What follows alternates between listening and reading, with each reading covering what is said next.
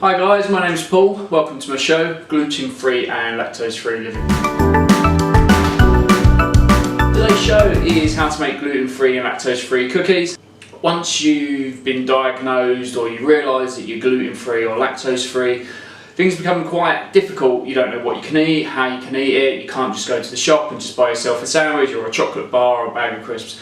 So this channel is all about how to cook a range of different foods from a gluten-free and lactose-free perspective. I hope you enjoyed today's show. Cheers. This is our second show. Today is all about making gluten-free and lactose-free cookies, and I'm going to show you step by step how to do this. So turn your oven on to 190 degrees. Do that first to allow it to preheat, because as you're baking you need an even temperature in the oven. You don't want it to get warm slowly because you'll ruin your cookies. I've done this and it didn't taste nice at all. Even gave them to the birds were like, I'm not eating that. So anyway, yeah, let's carry on. So the first thing that you will need to do is you will need to get a large bowl, and you will need to measure out 150 grams of lactose-free butter, which I've got here. Now I've left this out for about an hour or so to make it soft. It will make your life easier, trust me on that one. Just measure out 150 grams of butter, so that's 94, and a little bit more in there. How much is that? 149. Well, close. A little bit more. Let's get it exact. 150. Woo! So the next thing that you want to do into that bowl is you want to put 160 grams of sugar. So I've got the sugar already here, and we're just going to add that up to 310 to avoid messing around with the scales. Scales don't like me much. And all you're going to do is you're going to take that and you're just going to mash that in and just beat it, so to speak, cream it, I think is the actual term that you're supposed to use. So I've got holes in my spoon, which is going to make my life a little bit easier. I'm a guy, I'm all about an easy life. So that's your creamed butter. Now what you want to do from there is, let's put that in the sink. What you want to do there is you want to use a whole egg. So just gently crack it on the side and split it. I'm going to use two fingers, or two hands as I should say. So I'm going to use two hands and drop the egg in there like that. And what you want to do is you just want to beat that up in there, not beat it up but beat it in. Should be the mixture off of the side, so just get a spatula. Next thing you want to do is you want to add some flour. We have some gluten-free flour, and we are going to sieve 225 grams of flour in there. Now what you also want to do, because you're using plain flour, is you want to get some bicarbonate of soda, and this will help the cookies to rise a little bit. About half a teaspoon of this, like that. And because this is gluten-free flour, there is no gluten, and the gluten is the protein within the flour that helps it bind. Because we don't have any of that, we're going to use some xanthan gum. I'm not going to use too much, I'm just going to put sort of a quarter of a teaspoon in, just to help bind the cookie together while it's baking. So we've got some xanthan gum, and literally we just want a quarter of a teaspoon. Let's put that back up there. Once all your ingredients are in there, you just want to take your bowl and you just want to mix it all in, fold it in as they say. So to fold it in, just go around the outer edge of the bowl and just put it in. Now this is very plain. I am going to add a little bit of cocoa powder to them. Pop that back on the scales, let's press 0, and let's just put 50 grams of cocoa powder in. 50 grams exact. I made a little bit of a mess, but I would rather make a little bit of a mess and make sure my measurements are right. So let's just get rid of this. We're now going to mix in the cocoa powder,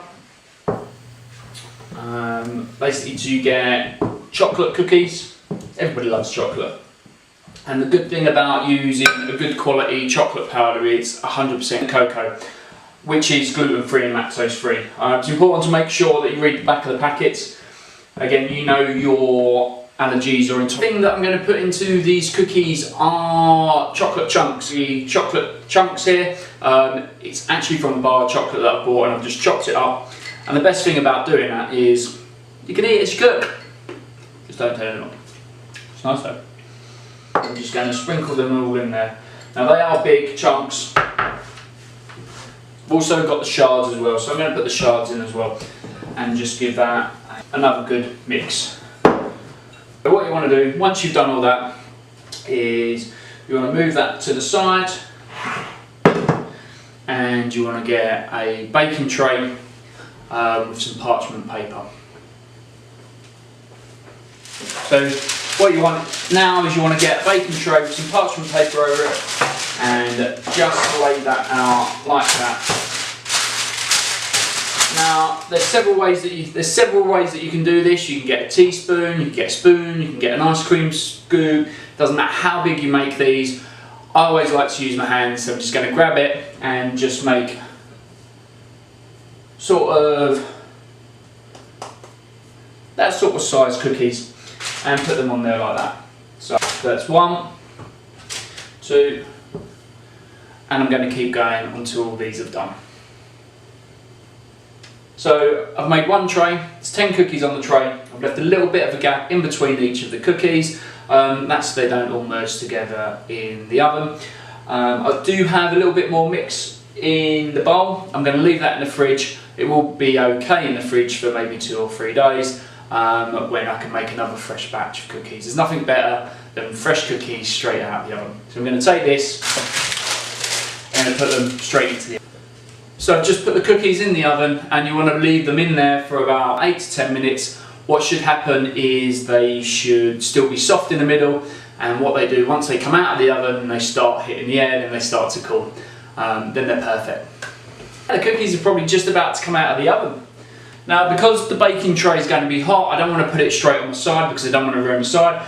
So I'm going to put it on a wooden board just to protect my sideboard. What I need to remind you is be really careful with the tray. It's going to be very hot coming out of that hot oven. So yeah, let's pull the cookies out.